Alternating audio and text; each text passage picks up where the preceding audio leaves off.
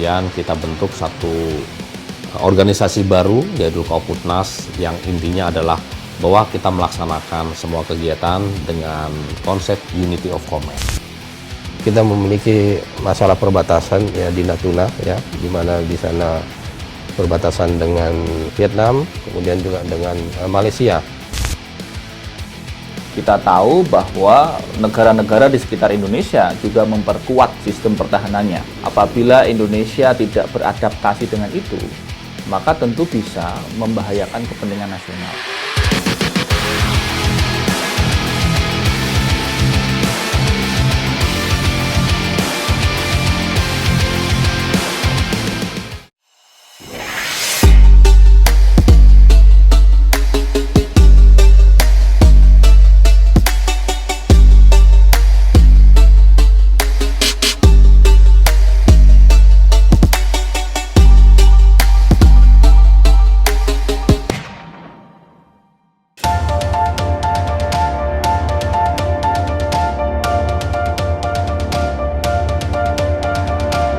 Pada hari ini, Rabu tanggal 26 Januari 2022, pukul 14.43 waktu Indonesia bagian Barat, Komando Pengendalian Kohanutnas saya nyatakan dialihkan, serta Pusat Psikologi, Pusat Pengadaan, dan Pusat Reformasi Birokrasi Tentara Nasional Indonesia saya nyatakan diresmikan.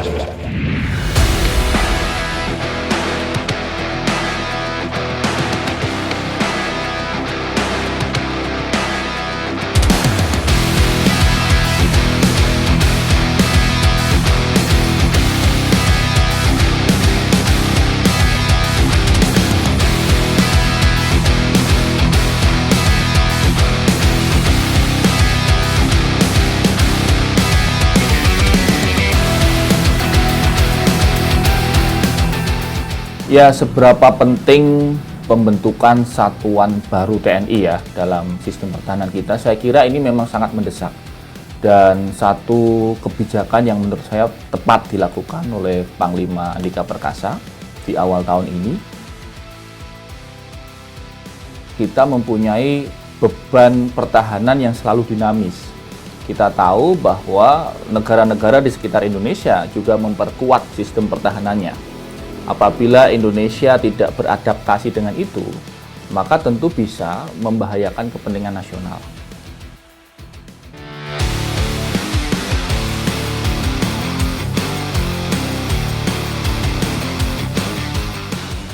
Dampak signifikannya pertama bagi internal TNI tentu membutuhkan perangkat alutsista yang jauh lebih canggih ya. Karena tentu ini memperluas struktur satuan. Karena memperluas struktur satuan berarti ada penambahan prajurit di situ, kemudian juga ada penambahan alutsista, baik itu armada pesawat tempur maupun kapal.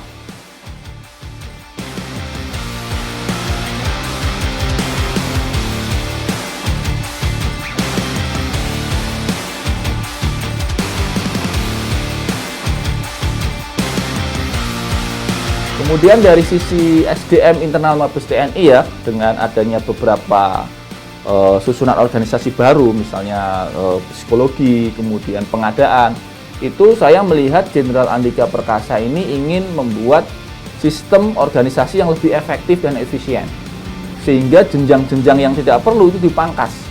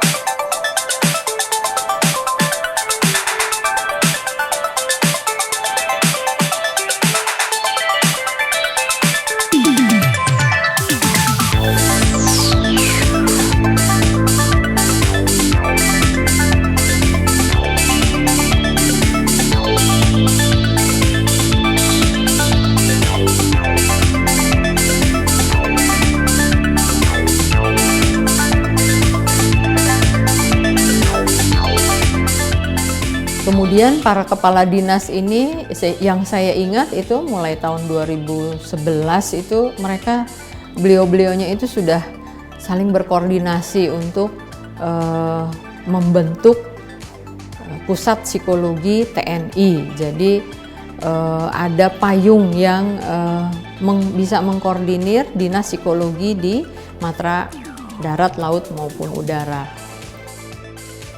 Kita harus membuat naskah akademik. Waktu itu kita difasilitasi oleh Kapuskes TNI saat itu. Beliaunya yang mensupervisi untuk kita membuat naskah akademis, tapi itu ternyata juga nggak bisa mulus karena ketika mohon maaf berganti pimpinan panglima, kita harus mulai lagi dari awal menerangkan tentang pentingnya pusat psikologi TNI.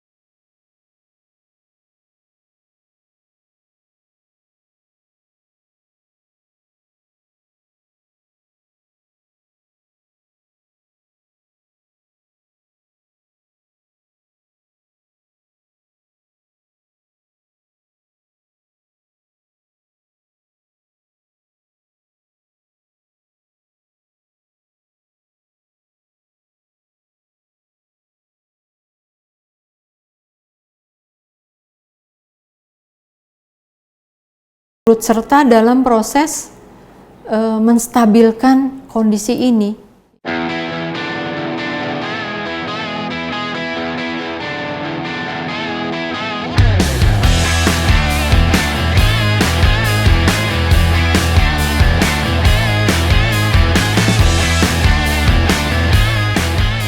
Jelas akan lebih memperkuat dan mempercepat proses. Pada saat belum terbentuknya Kooputnas, Kohanutnas hanya memiliki alutsista radar, tidak memiliki alutsista pesawat udara.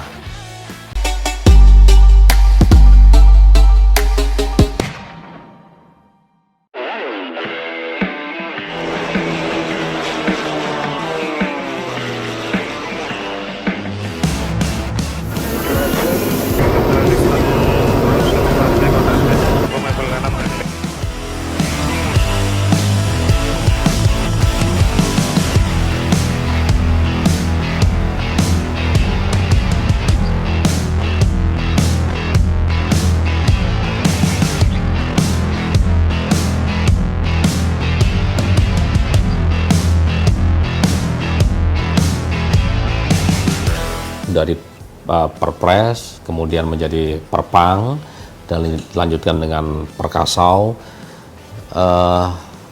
Yang tadinya kita adalah Kohanutnas, kemudian kita juga ada komando operasi lainnya yang TNI Angkatan Udara.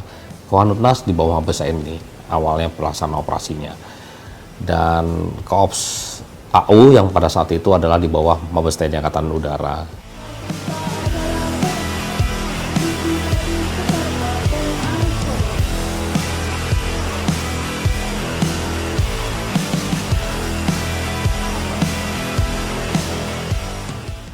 kemudian kita bentuk satu organisasi baru, yaitu Koputnas, yang intinya adalah bahwa kita melaksanakan semua kegiatan dengan konsep Unity of Command.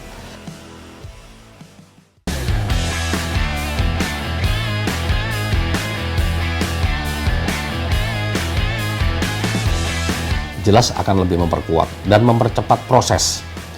Pada saat belum terbentuknya Koputnas, Kohanutnas hanya memiliki alutsista radar, tidak memiliki alutsista pesawat udara, kita katakan demikian.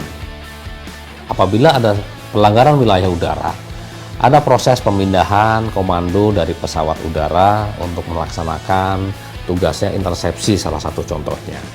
Tetapi dengan adanya sekarang sudah digabungkan, kita mempunyai waktu yang lebih cepat.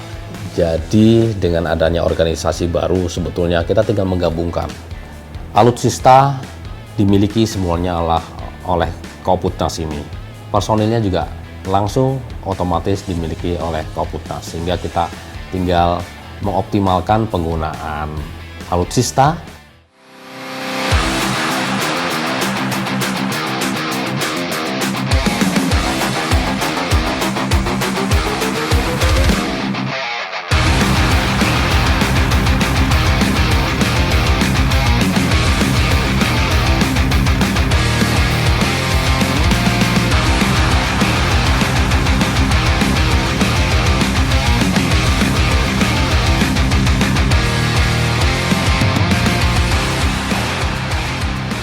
Saat ini disadari mau tidak mau, kita masih perlu mengembangkan lagi dan menutup choke point yang menjadi kelemahan dari ruang wilayah udara negara Republik Indonesia.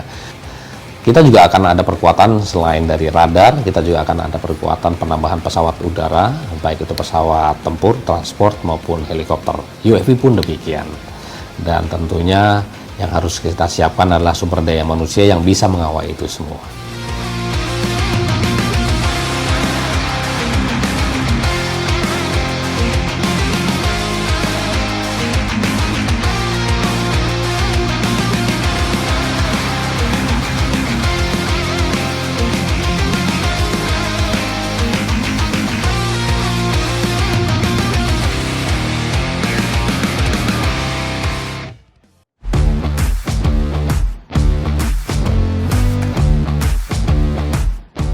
Dulunya pada saat Kopsutnas ini sebagai Kohanutnas, sebelum validasi menjadi Kopsutnas, Kopsutnas itu adalah Pusat Operasi Pertahanan Udara Nasional. Sehingga kegiatan rutin yang dilaksanakan oleh Kopsutnas dalam hal ini Koputnas cenderung menitik beratkan kepada operasi pertahanan udara.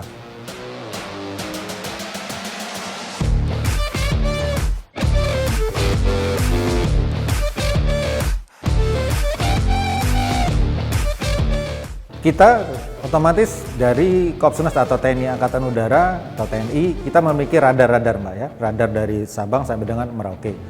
Di situ Kopsutnas ini mengintegrasikan seluruh sistem radar yang dimiliki baik oleh radar militer maupun radar sipil. Sehingga kami dari semua radar itu diintegrasikan, kami memantau pergerakan wahana udara yang ada di atas NKRI. Apakah itu normalnya dia berizin atau tidak berizin.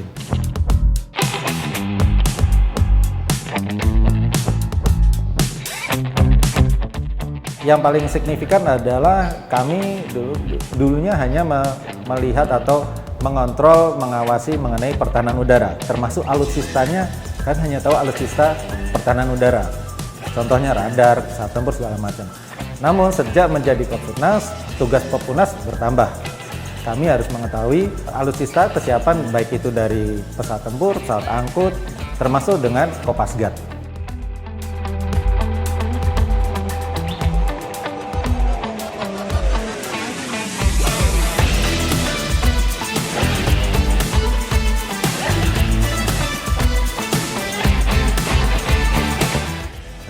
Kalau menurut pendapat pribadi saya, peran Kopsutnas ini bisa dibilang sangat vital, sangat penting, khususnya dalam menjaga wilayah udara nasional. Karena apa?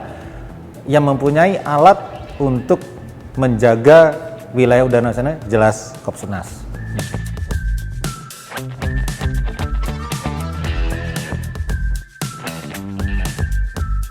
baik itu dari radar, dari sisi pesawat tempur, walaupun tetap kita berkoordinasi dengan angkatan yang lain, dalam hal ini Angkatan Darat, Angkatan Laut, untuk mengcover seluruh NKRI wilayah udara ini. Karena tidak mungkin hanya TNI Angkatan Udara dalam ini Kopassus saja, tapi kita tetap berkoordinasi dengan angkatan yang lain.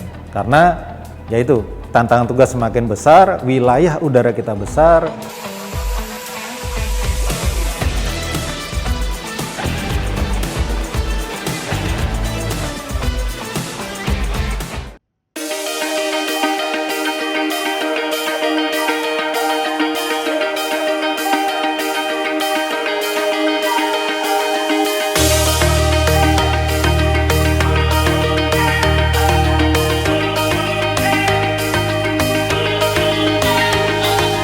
Kita memiliki tugas untuk melaksanakan operasi militer untuk perang dan operasi militer selain perang, dan operasi ini dilaksanakan dalam operasi sehari-hari yaitu Naval Presence.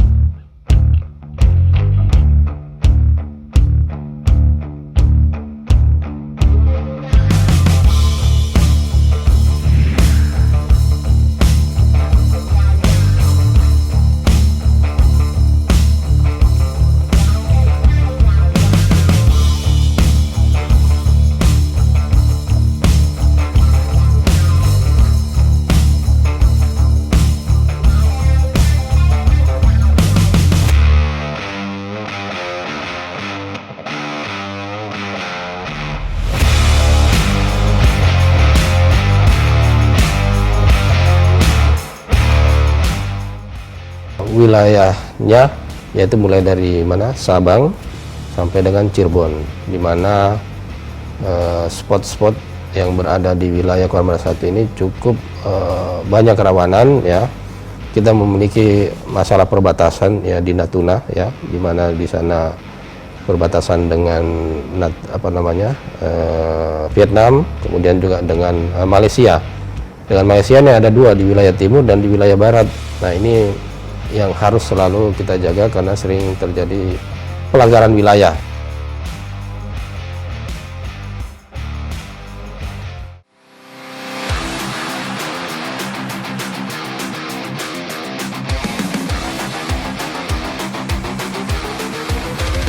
Fungsinya ada dua, fungsi pembinaan dan fungsi operasi.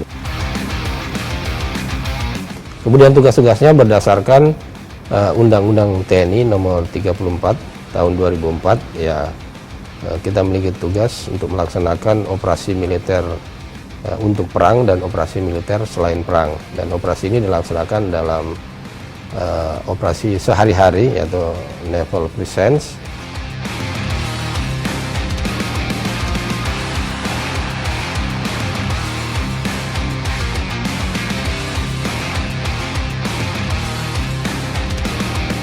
Dengan dibentuknya Koarmada RI ya, yang membawahi 3 armada 1, 2, dan 3. Tugas-tugas armada 1, 2, dan 3 ini tetap tidak ada perubahan.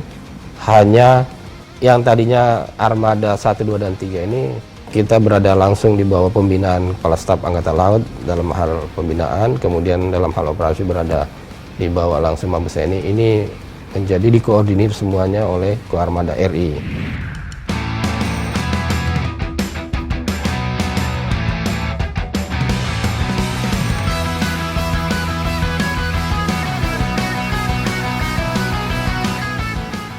Perkenalkan, nama saya Medi Juwana, Saya berdinas di Angkatan Laut selama kurang lebih 9 tahun ya. Pangkat saya klasi kepala, korp saya senjata, khususnya di senjata bawah air. Tugas saya di Kolatko Armada 1 khususnya di bagian di simulator ya, yang seperti kita lihat sekarang ini yang di belakang saya, itu melatih prajurit atau anggota sebelum terjun di laut, kita latihkan dulu di simulator ini.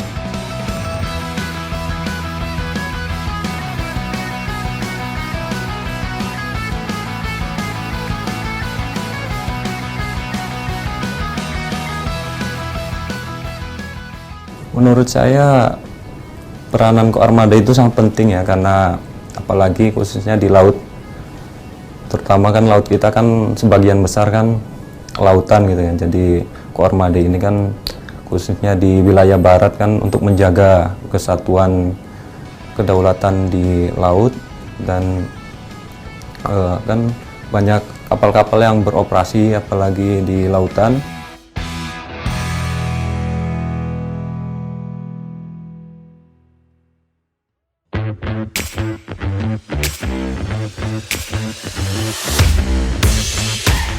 Terkait tugas pokok saya di Staf Proger Kolatko Armada 1, saya melaksanakan mengetik dan mengonsep program anggaran, latihan, dan uji terampil prajurit Koarmada 1. Sebenarnya tidak ada tugas tambahan setelah pembentukan Koarmada RI. Namun dalam hal pelaporan kami memiliki tanggung jawab untuk melaporkan kepada Kolatko Armada RI. Tugas Koarmada 1 melaksanakan patroli di laut. Meskipun saya tidak ikut langsung dalam patroli, tapi saya melihat rekan-rekan saya yang melaksanakan patroli, mereka rela meninggalkan keluarga jauh dari daratan demi menjaga kedaulatan dan keamanan laut khususnya wilayah barat.